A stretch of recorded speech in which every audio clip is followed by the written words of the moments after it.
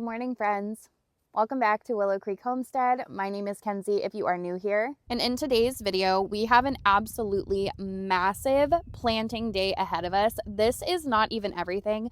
I have tons more in my back seat along with a bunch of seed packets. So we have everything from flowers to herbs to some cold weather crops to artichokes. And then I have potatoes, raspberries, sunflowers, all kinds of things in the back. So we have a lot of stuff that has to go in the ground today. But before we start planting, we have a little bit of a pest control problem I have to take care of. There is a rabbit that has been getting in my garden and it did a number on a bunch of my cold weather crops.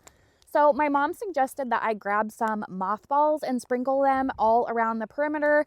And then I'm also going to push up more dirt along the fence line and hopefully that will secure it enough. I am going to come back here soon and put bricks or gravel along this entire bottom of the fence. But for now, I'm just going to sprinkle these around and hopefully it will repel the rabbits so that they don't completely dismantle all of my crops. And you're not supposed to touch these or anything, but basically all I'm going to do is just kind of sprinkle them around the spots that I have had to pile the dirt up on. And hopefully this will repel the rabbits enough until I can come back and push more dirt around it. And this spot right here was the one where it was getting in. I could tell that it had dug out underneath this entire fence. And then you can see down here another spot where I've had to push dirt up. And unfortunately, whenever we built this fence, this side was on a slope. So it was either try to make the fencing touch the ground or have the panels be wonky. So as you can see, we were able to get all the panels to line up, but unfortunately that left us with some gaps under here. So just this side specifically just needs a little bit of work. See right there? Another rabbit got in here. Look at that, friends. That sucks. So like I said, I am going to come back and put a bunch of dirt around all of this, but for the time being, I'm just going to sprinkle a bunch of those until I can get back to it.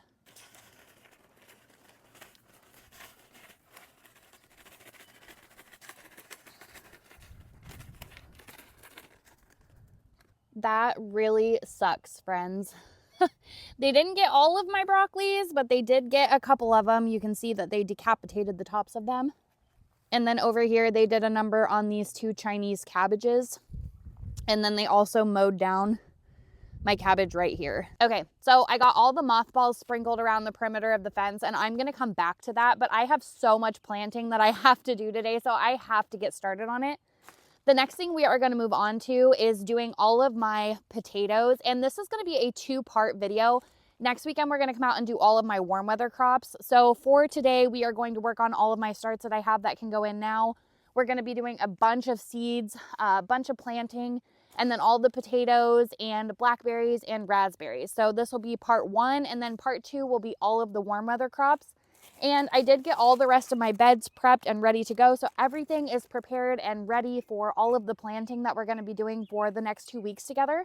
But for the potatoes, I should have ordered from like an actual seed company, but I just didn't have time to get online and do that. So I just went to Menards and then I went to Walmart and grabbed some potato varieties. Next year, I'm going to be a little bit more methodical about the varieties that I grow for like long-term storage. But I did go ahead and grab some Red Norland red potatoes. I got some Yukon Gold potatoes. And then I just got some Harvest Blend rainbow potatoes and some Gold Rush potatoes. Now, this probably isn't enough for a year, and that's totally fine.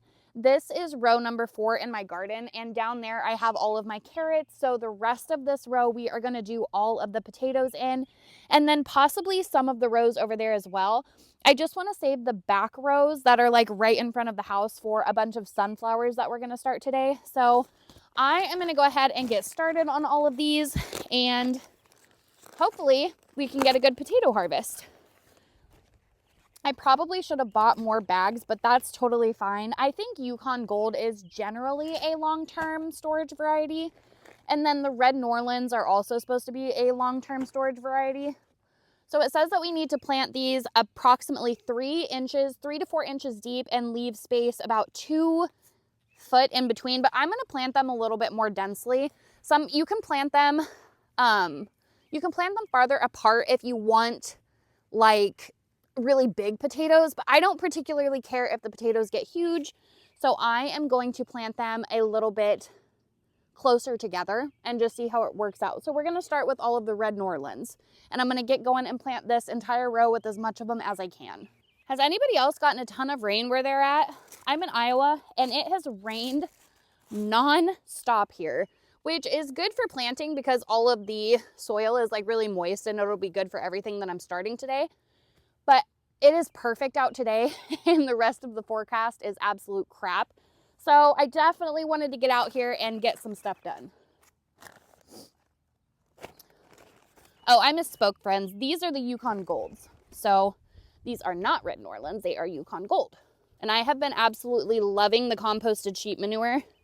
I originally was doing composted cow manure, but this sheep compost is just so nice and fluffy. It has been absolutely wonderful.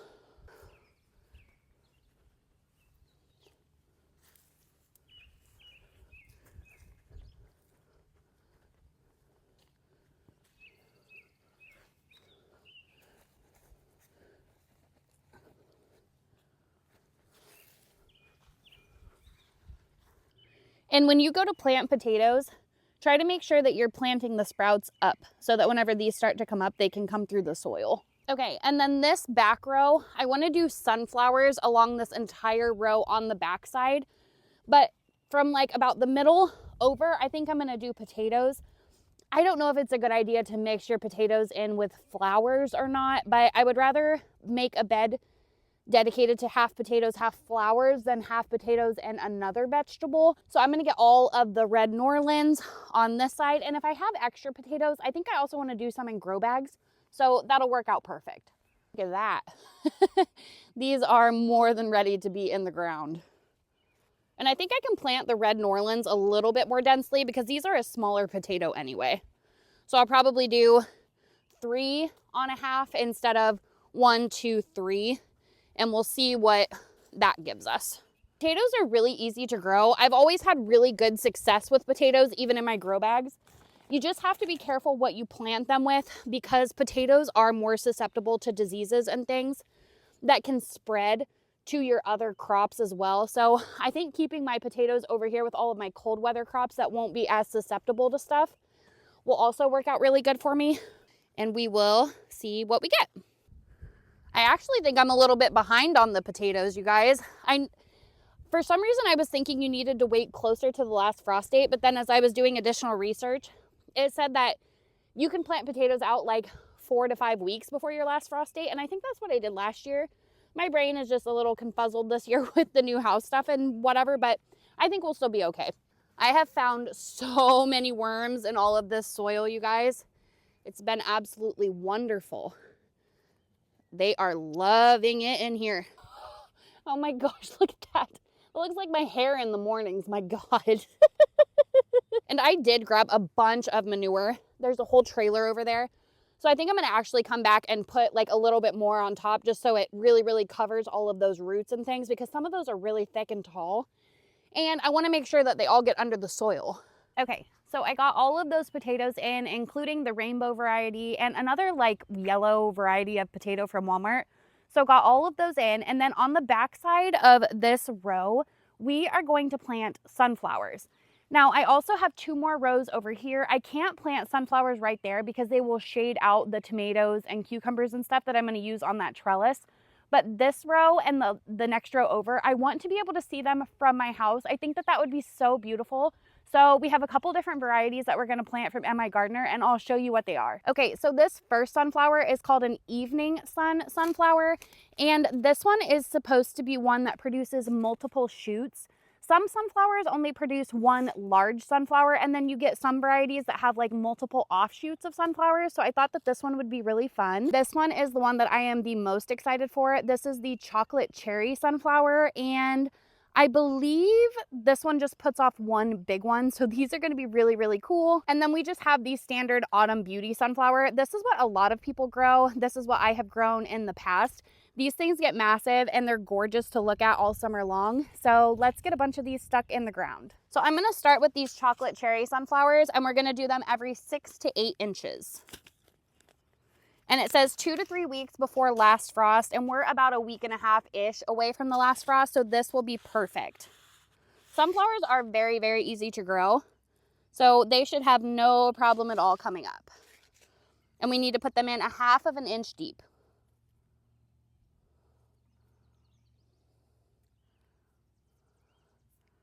And there's our first one in. So I think I'm going to do like 3, and then we'll put a different one on the bottom.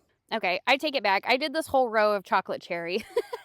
So the next row down here, we will do something different. I think for this one, I'm just going to go ahead and do all of these evening sun sunflowers.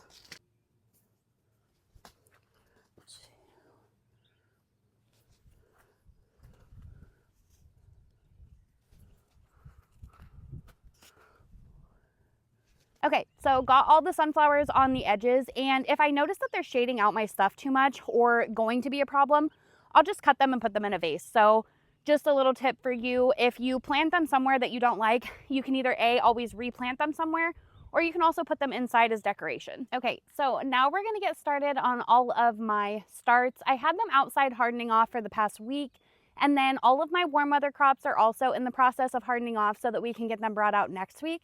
But this is just a variety of celery, herbs, flowers, all kinds of stuff. And I'll go through that as we get started planting it. But basically what I want to do for these rows that are trellised, that are going to house my tomatoes, cucumbers, melons, things like that. Whenever I did grow bag gardening, I was really heavy into companion planting. And that was because I didn't have a lot of space to work with. But I really liked the way that the bags looked with having like flowers and herbs and things along with my tomatoes and cucumbers and things like that. So that is the same thing that I am going to go with on these rows. I'm going to save the trellised areas for all of the big crops, and then we are going to fill in the bottoms of these with herbs, flowers, and all of that fun stuff. I also have some oregano and sage that I need to go up and find some pots for because those are considered perennials.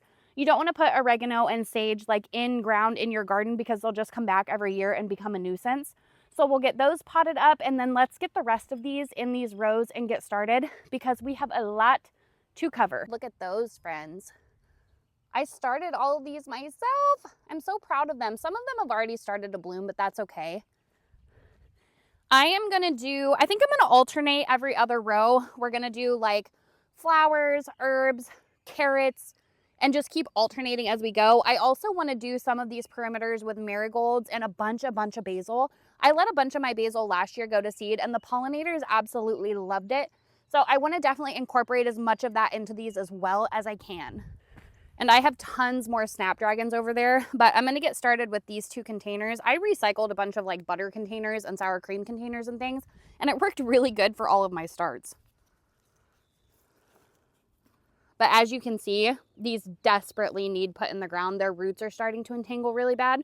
So these snapdragons are going to greatly appreciate having a new place to live.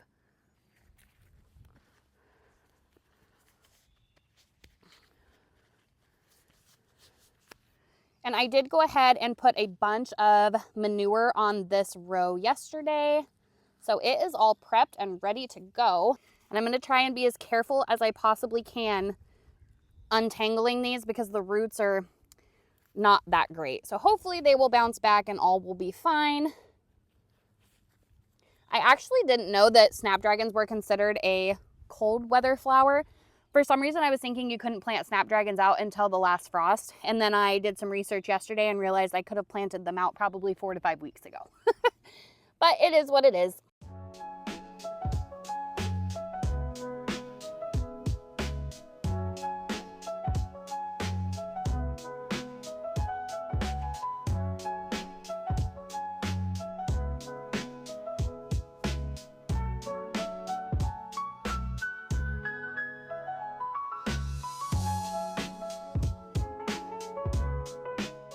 Okay, the first snapdragons are in, and this makes my heart so happy, friends. Snapdragons are my favorite flower, so I cannot wait to see what this entire row is going to look like as everything starts to bloom. So for the rest of the Snapdragon row, I decided to use up some of these onion sets that I got from the local greenhouse the other day. And if you are new to doing onions, you can do them as seeds or you can do them as sets. And whichever one that you choose to do is total personal preference. I am just trying to experiment doing both ways and using up garden space as much as possible because my family and I both really like onions. I'm not sure the variety of this, but we will see what we get as these start to get bigger throughout the growing season. So then I went ahead and moved on to all of my celery. And again, I started all of this myself, friends, and I am really, really proud of it. Last year, I did not have a lot of good success with my celery, but this year it was an absolute turnaround.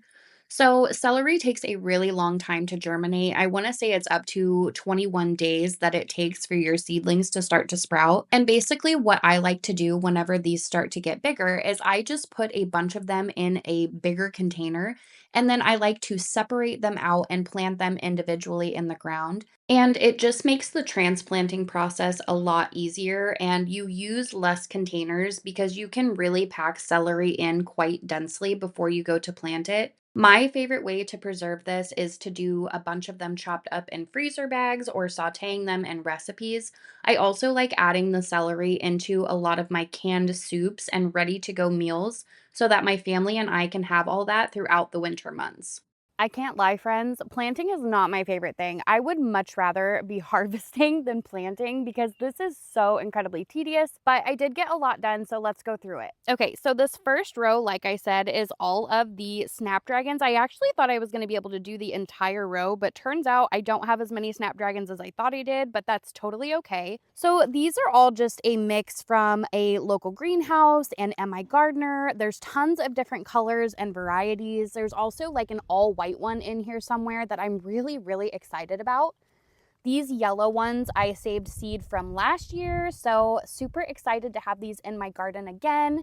And then these pinkish orange ones are absolutely stunning. So these are all going to be super pretty to look at. And then I bought a pack of onion sets from a local greenhouse too. If you watched previous videos, I have a bunch of onions over there that I started from seed, but I want to experiment on which ones do better. I don't know the variety of these because they were not labeled. They are just some type of white onion. I'm assuming short-term variety. But I gave a little bit of room in between the Snapdragons, and then I did the whole rest of this bed with all of these onion sets. And then I still have a bunch of them left, so I will find a place to put all of those. Snapdragons are one of my absolute favorite flowers. I have grown them every year. I've always had really good success with them in container gardening, but I'm excited to see how they do in my in-ground garden. I think it's going to be really, really good for them, and they will really, really like all of the nutrients and things that I have added in here. So then this next row, which is row number 2, I planted a whole bunch of celery. And we have 2 different varieties of celery. So the first kind is just a standard green celery, and I will leave a picture of what kind this is from MI Gardener. And I did leave quite a bit of space in between these because celery do get really, really big. They kind of look a little sad at the moment, but I watered everything in really, really good. And then down here are these pink celeries. And I had never heard of pink celery. I think these are called pink plum, but I am super excited to see how big these get and what they look like whenever they are ready to go. I tend to really gravitate towards colored vegetables and things. I really, really like pink and orange chard and just all kinds of those goodies. So these are going to be really, really fun to harvest together. And then for the third row, this is all pink celery again. So I just went ahead and filled up as much of the row as I possibly could. And then I think for the rest of this row, I'm going to either do the rest of the onions or we're going to throw some dill and fennel in here because I need to get that planted also. And then over on this side of the garden, these 6 rows are what I have planted the most in so far. But unfortunately, these are some of the rows that the rabbits came in and munched on. And then I also had some extra cabbages down here that they completely ate. So I did go ahead and pick up some extra cabbage from the greenhouse. These are called extreme cabbage. I've never heard of them before, but I'm assuming that's because they get really, really big.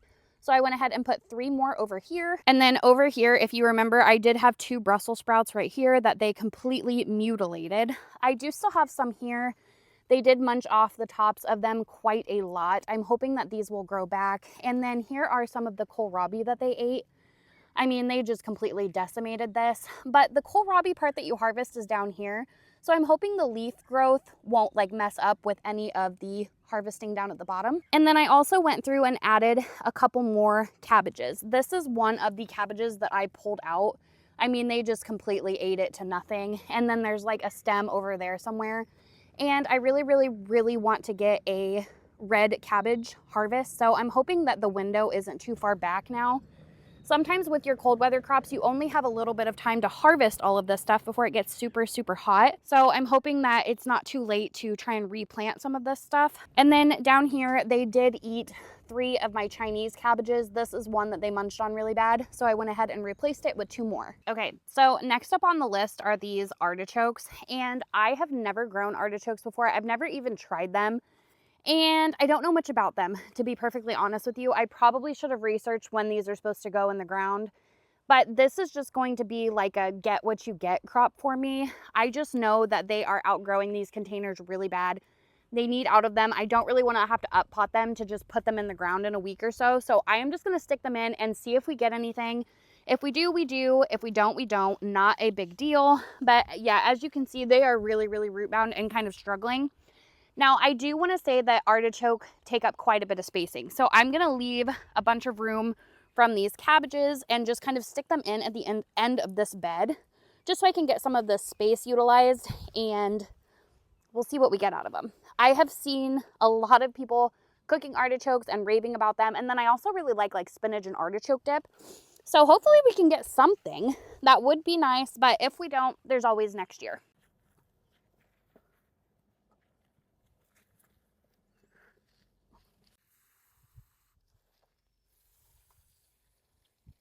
So I got those artichokes in, and another reason that I really wanted to plant them today is their leaves were starting to get spots on them just because they have outgrown those pods and they're not that healthy, and it kind of freaks me out putting anything in my garden that's like spotty looking or diseased looking. So hopefully those pull through. But now I am going to get started on some dill and fennel. Dill is my absolute favorite herb, so I started a lot of it this year. And fennel is new to me this year, but I know a lot of people put it in like their meats and things for seasonings. So I have a lot of this to get planted in the ground. I'm thinking about using the rest of the celery row that I didn't use all of it in and sticking some of this in there with it. I tell you, there is nothing like fresh dill. It is so good. It is a little bit difficult to time this right to make like your fresh pickles and things with, or anything that you would use dill with. But what I like to do is I dehydrate it and then I keep it in my mason jars, and then I have it all summer long for all my pickled goodies. So I'm going to get a bunch of this in the ground, and then we are going to have a ton of pickle preservation days together using all of this fresh stuff. So I actually started all of my dill last year by just sprinkling seeds in my grow bags. And dill is something that doesn't particularly like to be transplanted, but I have done it both ways. It's much better to sprinkle the seeds in the ground if you can and if you have the time to do so. But just because my life has been super busy and dill is my favorite herb, I wanted to go ahead and get a bunch of it started. So again, like the celery, I just start a bunch in a container. I recycle all of my Tupperware containers, and then it makes it really easy for planting, a bunch of really dense herbs and things like that. So basically, I'm just breaking them up and getting them put in the soil. And then I went ahead and repeated the exact same process for all the fennel as well and got all of it planted on this day. All right, friends, all of the dill and fennel is in, and if that wasn't tedious, I don't know what is. But I need a break from just like being on my knees and like digging around and stuff. So I'm going to take a moment and go find some pots, and then we are going to get some of those perennial herbs planted up. And I was going to put them up by the house, but there's too much construction work still going on. So I think I'm going to line some of the fencing with the herbs and pots and kind of make it look really cute and whatnot. So let's go get those and get them potted up. Okay, I went and got some pots, and the next thing we're going to work on is getting all of these herbs potted up. Like I said before, I did container gardening for years, so thankfully I have tons and tons of pots that I have acquired over the years.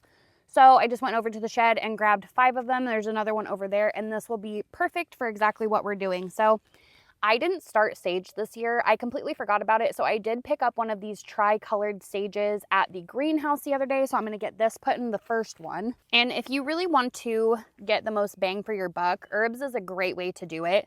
Herbs tend to be really expensive at the grocery stores, so if you can find ways to grow them yourself, that will definitely help you in the long run and save you a lot of money.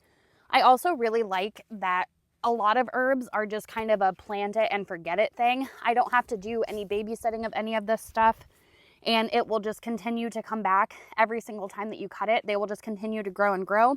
So you will get a continuous herb harvest all summer long. The next one that we are going to plant is hot and spicy oregano. And I love, love, love oregano, and it is a perennial in my area. All of these are perennials in my areas, but you might have to look at your area and see what is a perennial for you. I think oregano is 5 through 9. So if you're in any of those zones, this would be considered a perennial for you as well. And I'm just using manure in the base of all these. I probably should have grabbed some potting mix, but I didn't really want to worry about it. I have a ton of manure right now that needs used up, so I thought, why not? But if the manure is too much or too compact for these this year, I'll just get some extra potting mix and do it that way next year. So that was hot and spicy oregano, and then this is just your traditional oregano. Oregano specifically is very, very hardy. If you plant this in your garden, like outside of a container, it grows just like a weed. Oregano is very, very hard to kill. So for new gardeners, this is a great herb to start with. And then the last ones that I'm going to do in this one are a bunch of rosemary. I got these from the greenhouse, and then I have 2 more in here that I have started. So I'm just going to make a bunch of little spots in the pot, and then we'll get a bunch of rosemary planted in here. And I had to do some research on my rosemary because for some reason I thought it was a warm weather only herb. But it says that rosemary is considered generally cold hardy as long as temperatures don't really dip below 40 degrees. And on my 15-day forecast, we don't have any of that. So I think that this will be absolutely fine out here. Rosemary is not a perennial though. Maybe in some zones it might be, but not in my zone it's not. So this is one that I have to plant every year. And it's one of the things that I have struggled with the most. Out of all of the rosemary I started this year, I only had 2 take off, and that was basically the same for me last year. So usually I have to buy it from the greenhouse. I just picked a spot along my fence and put all of these herbs over here. I am definitely going to start more thyme or go buy more thyme because I have tons of space in this pot for way, way more. But look at the rest of these, friends. Don't those look absolutely beautiful? Super, super awesome. And look at the dent we made in the swimming pool. I put all of my plants in here to cart them all over, and it's completely wiped out. So that feels like a huge accomplishment. I found some more snapdragons I forgot I had that I got to find something to do with, but awesome, awesome, awesome. Friends, I was going to plant the black raspberries and red raspberries, but it says that you need to soak the bottoms of them for up to 2 hours, and I've never planted them before, and I did not know that. So I think I'm going to go ahead and soak them the night before next weekend, and we will save those for whenever we do all of our tomatoes and cucumbers and melons and things. So yeah, I got all of my chores at the garden wrapped up. I did go down and look for mushrooms really quickly. I am in Iowa if you are new here, and in the Midwest we get morel mushrooms, and they are starting to pop up right now. So I went down there to see if I could find any, and I did find some, but they were really, really dried up and just did not look very good. So hopefully within the next couple weeks, we can all go mushroom hunting together because I really love morel mushrooms, and they're kind of an anomaly, and you only have like a very short window to harvest them. So fingers crossed that we can get some this season. But that is going to wrap up the activities for today's video. I just want to say thank you guys so much for coming along with me. The garden has been such a chore, but it has been a really awesome experience to share all of this with you and just share all of the new things that I have learned and, you know, all the things that come with having an in-ground garden. And thank you to every single person that has given me some insight or advice on the questions that I ask in these videos. I really, really appreciate it. And I love learning from you guys, and I hope you guys can continue to learn from me. So like I said, this is going to be part 1 of a 2-part series. So I will see you guys next weekend whenever we get to plant out all of our warm weather crops. And yeah, that is going to be a chore in and of itself again, but it is going to be so worth it. And I cannot wait to do some massive, massive harvest with you guys this season. So as always, friends, thank you guys so much for watching. I hope you guys have a fantastic rest of your week. Let me know down below what you guys are planting in your garden right now, and I will see you in the next video. Bye, friends.